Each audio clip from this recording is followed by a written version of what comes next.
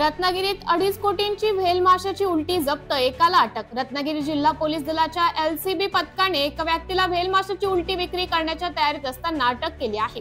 पोलिसांनी त्याच्याकडून आंतरराष्ट्रीय बाजारात सुमारे 2.5 कोटी रुपये किमतीची असलेली व्हेल माशाची उलटी जप्त केली आहे।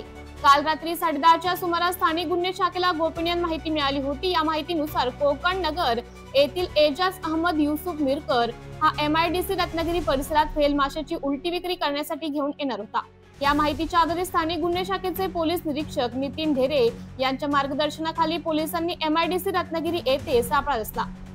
रात्री 10:45 छापा टाकून पोलिसांनी आरोपी एजाज मिरकर याला ताब्यात घेतलं। त्याच्याकडे कोणतीही परवानगी नसताना विक्रीच्या उद्देशाने बाळगलेली अंबर ग्रीस पोलिसांनी जप्त केली। या कारवाईत पोलिसांनी 2.5 किलो वजनाची 2.5 कोटी रुपये किमतीची व्हेल माशाची उलटी आणि 50,000 रुपये किमतीचा एक मोटरसायकल असा एकूण 2,50,50,000 रुपयांचा मुद्देमाल जप्त केला आहे। आरोपी विरोधात रत्नागिरी ग्रामीण पोलीस ठाण्यात वन्यजीव संरक्षण अधिनियम 1972च्या विविध कलमाखाली गुन्हा दाखल करण्यात आला आहे। पुढील तपास पोलीस करत आहेत।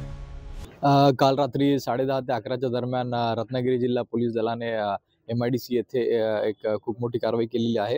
अंबर ग्रीस जे फ्लोटिंग गोल्डही ज्याला म्हणतात, रत्नागिरी जिल्हा पोलीस दलाने काल आमच्या LCBच्या टीमने काल ताब्यात घेतलेला आहे। जवळपास 2.5 किलो हा मुद्देमाल आहे आणि काळ्या बाजारात त्याची किंमत जवळपास 2.5 कोटी रुपये आहे।